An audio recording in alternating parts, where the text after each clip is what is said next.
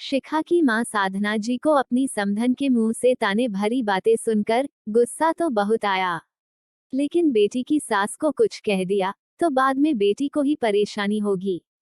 ये सोचकर उन्होंने खुद पर संयम रखकर कहा, आप चिंता ना करें, सब तैयारियां अच्छे से चल रही है। आप तो बस हमारी बेटी शिखा का ध्यान रखें। हाँ जरूर, क्यों नहीं, आखिर आपकी बेटी हमारी बहू भी तो है, कहकर शिखा की सास ने फोन काट दिया। साधना जी परेशान हो गईं, क्योंकि अभी कुछ दिन पहले ही तीज का त्योहार गया था, जिस पर उन्होंने अपनी बेटी के ससुराल वालों के लिए खाने पीने का सामान और कपड़े वगैरह सब भिजवाए थे। शिखा की शादी को 2 साल हो गए थे, लेकिन हर त्योहार पर बेटी की सास लता जी कुछ न कुछ लेने के बहाने ढूंढते रहती थीं। हर बार कोई ना कोई रिवाज बताकर अपना लालच पूरा करती थीं। साधना जी सब समझती थीं, लेकिन जहां बात रीति रिवाज की आ जाए, वहां चुप रहने के अलावा और कोई चारा भी नहीं था। शिखा उनके घर की बड़ी बेटी थी, उसके 2 छोटे भाई बहन भी थे, और दोनों ही पढ़ाई कर रहे थे। उन दोनों का भी काफी खर्चा होता था, और साथ ही में शिखा के पापा की बैंक क्लर्क की नौकरी में तनख्वाह भी बहुत ज्यादा नहीं थी, लेकिन फिर भी वह अपनी हैसियत से ज्यादा ही बेटी को देते थे। शिखा को अपने घर की स्थिति के बारे में अच्छे से पता था। उसने अपनी सासू माँ से बात करने की कई बार कोशिश की, लेकिन उसकी सासू माँ का एक ही जवाब होता था, ये तो हमारे घर का रिवाज है। अगर तुम्हारे माँ बाप ये रीति रिवाज भी नहीं निभा सकते हैं और थोड़ा सा देने में भी कंजूसी करते हैं, तो इसमें मैं क्या कर सकती हूँ। हमारी रस्मों रिवाज तो उन्हें पूरी करनी ही पड़ेगी, और इस घर की बहू होने के नाते तुम्हारा भी यही फर्ज बनता है कि तुम इस घर के तौर तरीके अच्छे से अपना लो। सासू माँ से बहस करना शिखा को अच्छा नहीं लगता था। उसे अच्छे से पता था कि उसकी कही हुई बातों का उसकी सासू माँ पर कोई असर नहीं होने वाला।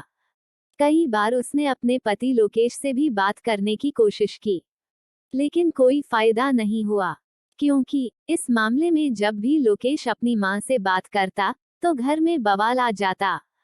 ये घर के बड़ों के बीच का मामला है, कहकर लता जी उसे भी चुप करवा देती। फिर शिखा की गोद भराई की रस्म का दिन आया। शिखा के मम्मी पापा ने अपनी तरफ से सारा सामान बहुत अच्छे से दिया, लेकिन फिर भी लता जी ने उसमें कुछ ना कुछ कमी निकाल ही दी, क्योंकि उनका लालच दिन प्रतिदिन बढ़ता ही जा रहा था। उन्होंने जाते जाते सबको सुना ही दिया।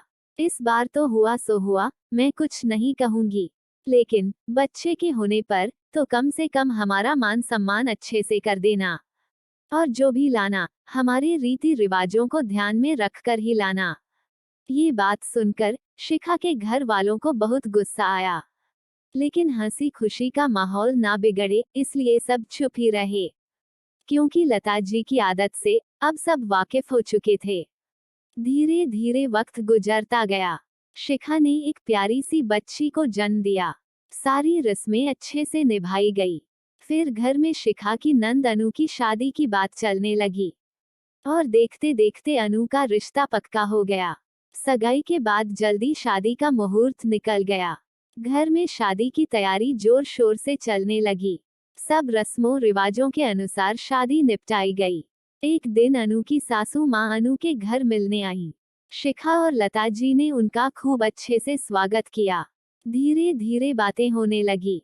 फिर अनु की सासू माँ ने कहना शुरू किया, देखिए समधन जी, शादी का माहौल था और आप लोग भी काफी व्यस्त थे, इसलिए मैंने उस समय कुछ नहीं कहा, लेकिन आपने हमारे रीति रिवाजों का बिल्कुल भी सम्मान नहीं किया, और ना ही हमारे रहन सहन के हिसाब से लेन देन किया। हमारे सब रिश्तेदारों के सामने आपने हमारी बेइज्जती करवा दी। ये सुनकर लता जी सदमे में आ गईं। लेकिन समधन जी, हमने अपनी तरफ से सब कुछ बहुत अच्छे से किया है। हमने अपनी बेटी की शादी में किसी भी तरह की कंजूसी नहीं की। पता नहीं कहाँ कमी रह गई जो आपको पसंद नहीं आई। फिर लता जी की समधन ने कहा, देखिए लता जी, मेरा घर काफी संपन्न है और मुझे लेन देन का कोई लालच नहीं है, लेकिन बेटी के घर वालों को रीति रिवाज किसी भी हाल में निभाने पड़ते हैं, तो आप भी निभाए और आगे से थोड़ा ध्यान रखना। ये सब बातें शिखा और लोकेश भी सुन रहे थे। उनके जाने के बाद लोकेश अपनी माँ के पास बैठा और कहने लगा, कहते हैं दुनिया में हर चीज घूम फिर कर वापस जरूर आती है। माँ, आपने जो अपनी बहू के साथ किया या उसके मायके वालों के साथ जो किया, हूबहू वही आपकी बेटी के साथ हो रहा है। कल तक जब आप रिवाजों के नाम पर शिखा के मायके वालों से हर बार कुछ न कुछ सामान मंगवाती थी, जबकि आपको अच्छे से उसके घर के हालात के बारे में पता था। मैंने बहुत बार आपको समझाने का प्रयास किया, लेकिन आप तो समझने को तैयार नहीं थी। आज ठीक वैसे ही अनु के ससुराल वाले आपसे कोई ना कोई सामान की मांग कर रहे हैं। भले ही आपने अपनी तरफ से अपनी बेटी को अच्छे से अच्छी चीजें दी हों, लेकिन उसकी सासू माँ को कुछ भी पसंद नहीं आया। अब आपको कैसा लग रहा है? चाहे कुछ भी हो, अपने शौक और अपना घर तो अपनी कमाई से ही चलता है। फिर दूसरे की कमा और दूसरे की चीजों पर लालच क्यों करना? कोई दुखी होकर आपकी फरमाइश पूरी कर रहा है ताकि आप उसकी बेटी को परेशान ना करें। ये सही बात नहीं है। अगर आप लालच ना दिखाती, तो हो सकता है कि शायद अनु की सासू माँ भी लालची ना होती। आपकी बहू शिखा के माता पिता भी आपकी बातों से इसी प्रकार दुखी होते होंगे जब आप उन्हें कम लेन देन का ताना देती होंगी। आज लता जी को सब बात समझ में आई। फिर उन्होंने अपनी बहू शिखा का हाथ अपने हाथों में लेकर कहा, बेटा, मुझे माफ कर दे। मैं बेटे की माँ बनकर लालच में आ गई थी। मुफ्त का सामान देखकर और पाने की लालसा के चक्कर में अपने ही रीति रिवाज बनाए जा रही थी। आज मेरे साथ ऐसा हुआ, तब मैं महसूस कर पा रही हूँ कि तुम्हारी माँ पर भी यही सब बीता होगा। अब से मैं ऐसा कुछ भी नहीं करूँगी। मैं दिल से तुझसे माफी मांगती हूँ। शिखा भी यह सब सुनकर अपनी सासू माँ के गले लग गई और उनके रिश्ते में फिर से मिठास वापस आ गई। मेरे प्यारे दोस्तों, आपको कहानी कैसी लगी, हमें कमेंट में जरूर बताइए।